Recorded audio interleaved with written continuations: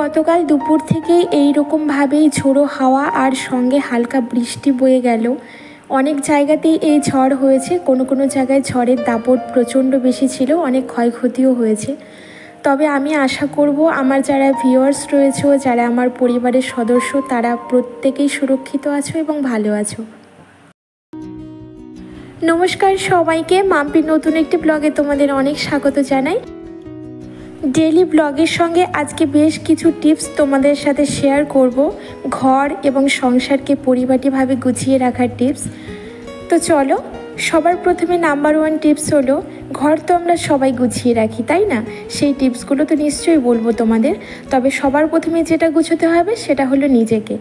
সবার আগে নিজেকে পরিপাটি এবং পরিচ্ছন্ন রাখতে হবে। নিজে যদি পরিচ্ছন্ন থাকে তাহলে কিন্তু মনও আমাদের পরিচ্ছন্ন থাকবে, আর কাজ করার, সংসার গুছিয়ে রাখার এনার্জি কিন্তু আমরা অনেকটা পাবো। এতে কিন্তু নিজের মনও ভালো থাকবে আর নিজেকে হ্যাপি ফিল হবে। তো দেখো, সকালবেলা ঘুম থেকে উঠেই আমি সুন্দরভাবে মাথাটাকে আঁচড়ে নিয়েছি, জামাটাকে চেঞ্জ করেছি আর একটু ফ্রেশ হয়ে নিলাম, নিজেকে পরিপাটি করে নিলাম। দ্বিতীয় টিপসটি হলো গামছা, টাওয়াল সব কিছুই কিন্তু আমরা অনেক সময় দেখবে বাড়িতে বাচ্চা কাচ্চা থাকলে বিছানার মধ্যে রেখে দিল, সোফার মধ্যে রেখে দিল, বা যেখানে আমরা গামছাগুলো টানিয়ে রাখি সেখানে জুবুথুবু করে ভিজা গামছাগুলো যেখানে সেখানে রেখে দিল। এটা কিন্তু করা যাবে না।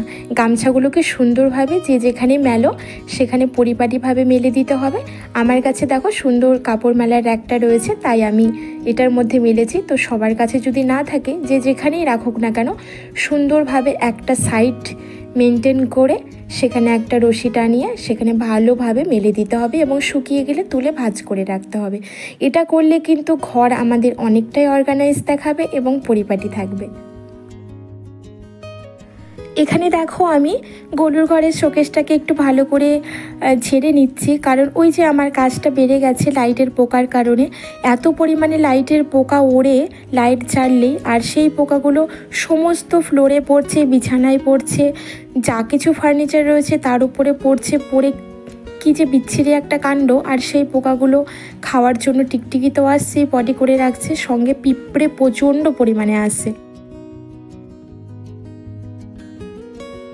এবারে আসছি 3 নম্বর টিপসে, ওয়াশ বেসিন। এটা তো আমাদের বাড়িতে প্রত্যেকেরই রয়েছে, আর আমরা কিন্তু সবসময়ের জন্য সেটা ভালোভাবে অর্গানাইজ করে রাখি। আর বেসিনটা কিন্তু আমাদের বাড়ির কখনো আড়ালে থাকে না, সামনাসামনি থাকে। বাড়িতে কেউ এলে দেখবে বেসিনটা যদি অগোছালো হয়ে থাকে সেটাই আগে চোখে পড়ে।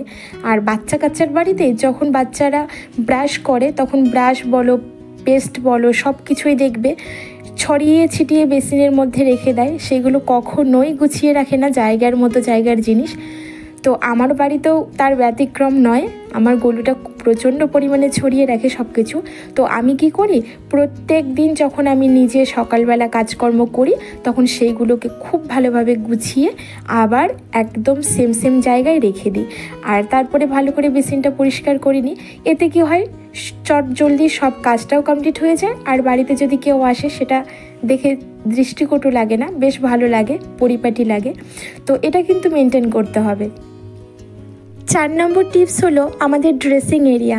আমাদের ড্রেসিং টেবিল থাকুক বা না থাকুক, যেখানেই আমরা ড্রেসপত্র পরি আর আমরা সাজুগুজু করি, সেই এরিয়াতে কিন্তু সমস্ত জিনিসপত্রগুলো অগোছালো হয়ে থাকে। সেইগুলোকে সুন্দরভাবে পরিপাটি করে গুছিয়ে রাখতে হবে। 5 নম্বর টিপস হলো ওষুধপত্র কিন্তু আমাদের বাড়িতে সবারই লাগে। সেই ওষুধগুলো খেয়ে আমরা জায়গায় না রেখে টেবিলে ছড়িয়ে রাখি, বিছানায় ছড়িয়ে রাখি, যেখানে খুশি সেখানে ছড়িয়ে রাখি। এইগুলো করলে কিন্তু হবে না। সেই ওষুধপত্রগুলো সুন্দরভাবে অর্গানাইজ করে রাখতে হবে। আমার কাছে একটা স্টোরেজ এরিয়া আছে, সেখানেই আমি রাখি। তোমাদের কাছে যাদের নেই তারা কিন্তু দেখো ঠিক এইরকম কার্ডবোর্ডের বাক্সগুলো হয়, যেমন আমরা অনলাইন থেকে পার্সেলগুলো পারচেস করি, সেগুলোর সঙ্গেও আসে, বা কোনো কিছু কিনলে সেইগুলোর সঙ্গে পাওয়া যায়। সেইগুলোকে না ফেলে দিয়ে যদি এইগুলোর মধ্যে সুন্দরভাবে গুছিয়ে রাখি, যেমন আমি এখানে রেখেছি টিভির রিমোট, চাবি, সেইগুলো গুছিয়ে সুন্দরভাবে রেখেছি, এইভাবে রাখতে হবে। এইবারে আসি পরবর্তী টিপসে, ফোনের চার্জার। আমাদের বাড়িতে সবারই 2-3টে করে ফোন থাকে, আর সেই চার্জারগুলো কিন্তু আমরা ইলেকট্রিক বোর্ডের মধ্যে ঝুলিয়ে রেখে দিই। দেখতে কিন্তু প্রচণ্ড বাজে লাগে। সেইগুলোকে না রেখে যদি ফোন চার্জ হওয়ার পরে খুলে সুন্দরভাবে গুছিয়ে, আর এসির রিমোট বলো, ফ্যানের রিমোট বলো, আমাদের বিছানাতেই পড়ে থাকে, সেইগুলোকে তুলে সুন্দরভাবে যদি আমরা অর্গানাইজ করে রাখি এরকম স্টোরেজ বক্সের মধ্যে বা কোনো কার্ডবোর্ডের বক্সের মধ্যে, তাহলে কিন্তু ঘর একদম এলোমেলো লাগে না, দেখতেও পরিপাটি লাগে, আর আমরা ঠিক টাইম মতো সেগুলোকে খুঁজেও পেয়ে থাকি। গতকালকে ঝড়ের দাপটে আমার ব্যালকনিতে যে গাছটা রাখা ছিল, ইনডোর প্ল্যান্টস বলতে পারো বা পাতাবাহারের গাছ বলতে পারো, সেই গাছটা দেখছিলাম কি উল্টে পড়ে ছিটকে রয়েছিল। আজকে আবার বাইরে এনে রাখলাম গাছটিকে। এইবারে আসি 7 নম্বর টিপস। 7 নম্বর টিপস হলো কিচেন টাওয়াল।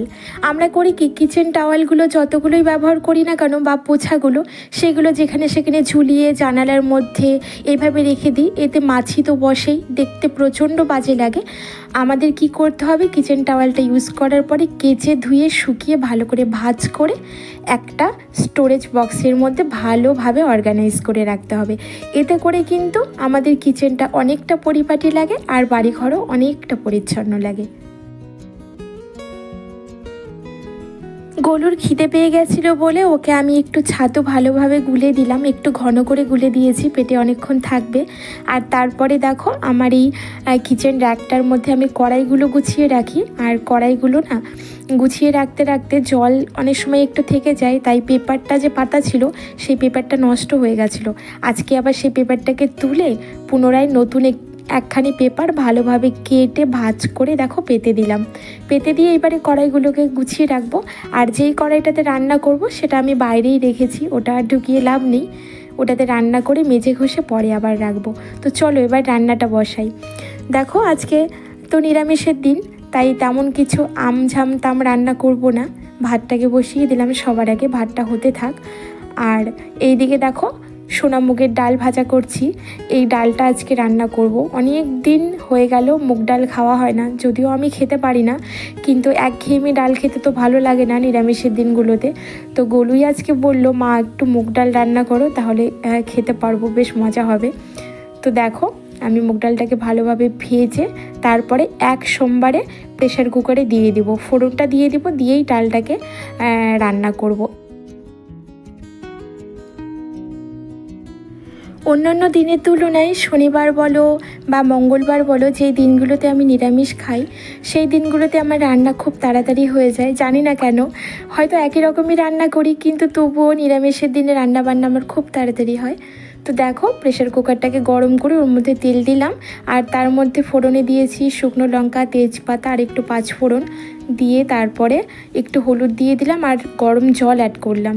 জলটা তো ফুটেই গেছিলো। তারপরে ধুয়ে রাখা ডালটাকে দিলাম, পরিমাণ মতো নুন, হলুদ আর সামান্য একটু মিষ্টি, যেহেতু নিরামিষ ডাল, দিয়ে প্রেশার কুকারটাকে আটকে 4টে থেকে 5টে সিটি দিয়ে দিলে আমার ডাল রান্না কমপ্লিট। আর এখন ঘড়ির কাঁটায় বেজে চলেছে ওই প্রায় 11:15টার মতো। আমি দেখো ব্রেকফাস্ট করছি। চা বানিয়ে নিলাম নিজের জন্য, লিকার চা, আদা চা।